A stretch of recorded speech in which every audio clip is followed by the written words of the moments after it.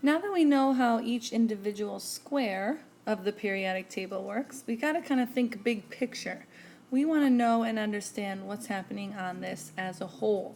So we have a couple keywords that we'll focus on. Check out Learning Target. It's got groups, periods, and then metals, nonmetals, metalloid, and noble gas. These terms give us a clue to characteristics and properties of different elements on the periodic table. So just a quick review of periods and groups. Periods are horizontal.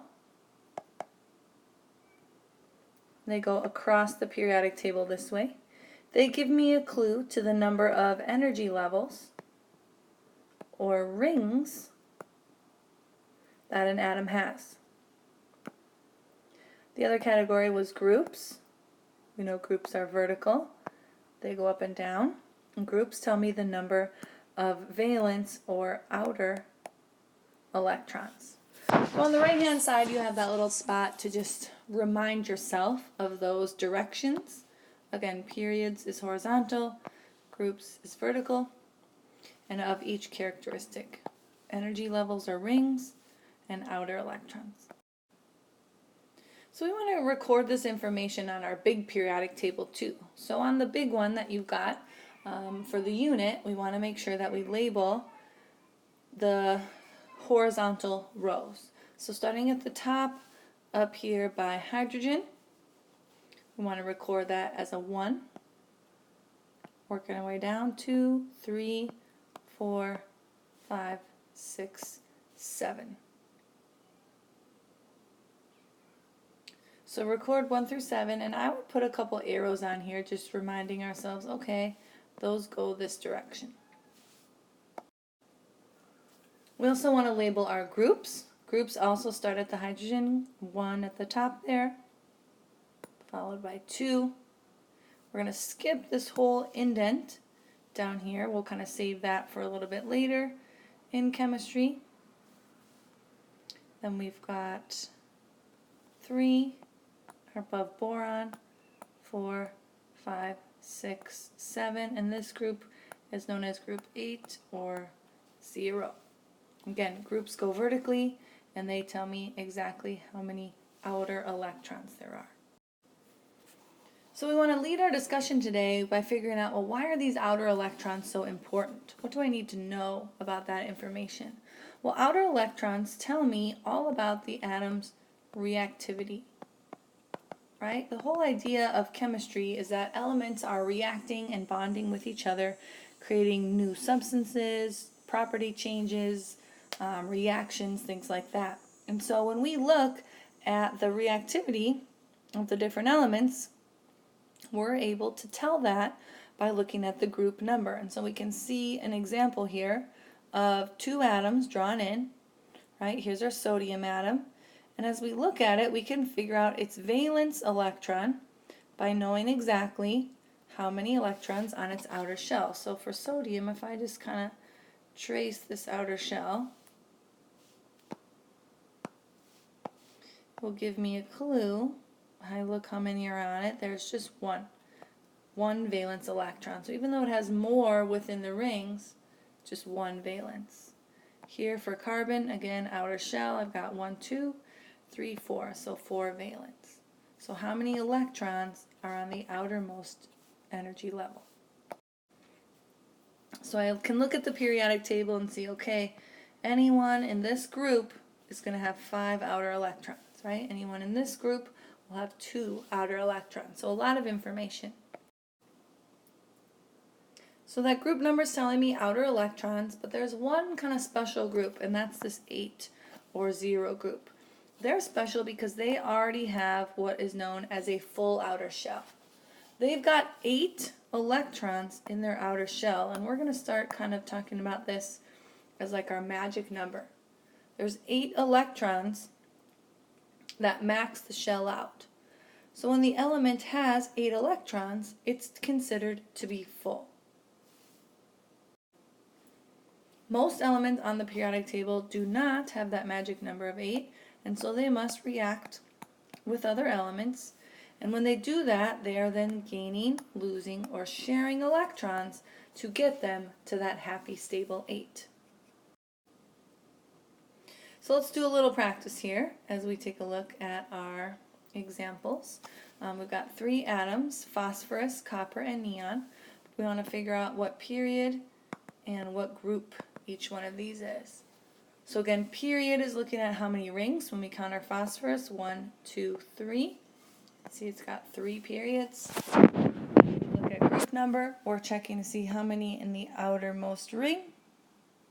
So when we investigate that, we'll see this is in group 5. Do the same thing for copper, period and group. Do the same thing for neon, period and group. Try those out. Count how many rings and how many in the outer shell. Now that we know about groups and periods, we can pick apart the next organization of the periodic table, which is the categories: metals, nonmetals, noble gas, and metalloid. And they're more sections of the periodic table, where periods and rows went across and up and down. We're going to look at now chunks of the periodic table for these categories.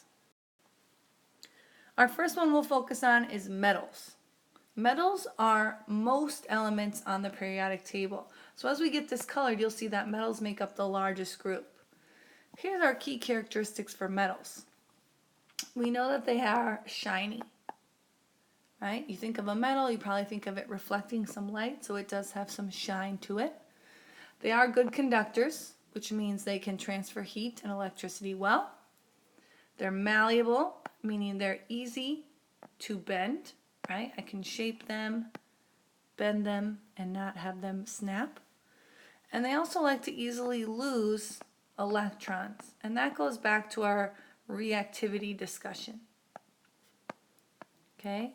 They like to lose electrons to get to that stable number of 8. This would be a good one to kind of star, circle, highlight, or underline on your notes there. That's a key fact we want to get to know and know well. Now the nice thing is if we understand metals, we've got a pretty good idea about nonmetals. Metals are shiny, so that means nonmetals are dull. They're not very good conductors. They are breakable or brittle. And they tend to gain electrons. They take extra ones in, giving them a negative charge after a while. So again, this last one about electrons would be good to star, circle, highlight, underline.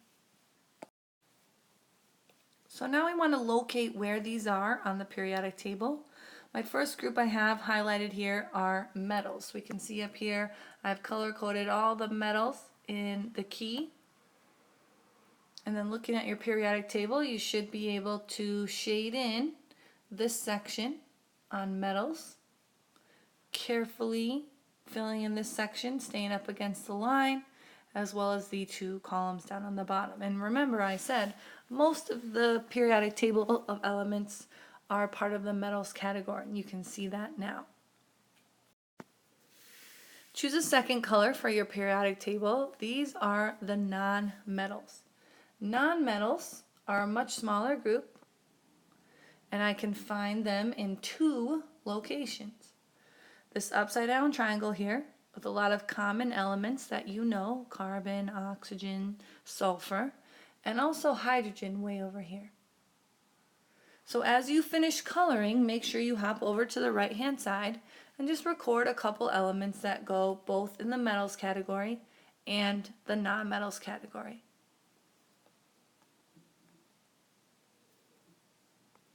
So again, make sure you pause the video now and record examples on the right side of the notes.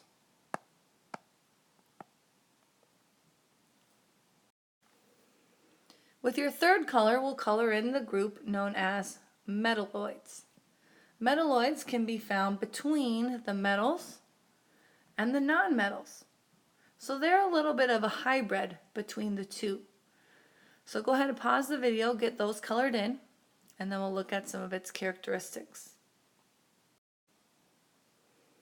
Because they're found between the periodic table categories metals and nonmetals, they share properties of both. So some metalloids are shiny while others are dull. They are all in fact solids in their natural state, and they have some conductivity, but they're not as good as conductivity as metals, so they can't transfer quite as much heat or energy. Our fourth and final group is the noble gases. You can see the noble gases are here on the far right hand side. Noble gases, choose your fourth color, get those color coded in. Now we did mention this group already before. That far right group, noble gas, is in group 8, which means their outer shell is already full. So they're not super interested in gaining or losing any electrons from any other elements. They're already at that magic number of 8. So we tend to call those the low reactivity elements. It's unlikely they'll react with any other element because they're already happy having that magic number of 8. Now the final characteristic is kind of obvious by the name. These are called noble gases. So rather than being all solid, we typically see these found in the gas phase. So here's another version of the periodic table, very similar to what we have. We've got metals, nonmetals, metalloid, and then noble gas here on the far right. There's many different versions of periodic table, many different ways the information can be shared on the periodic table, but the information is always the same.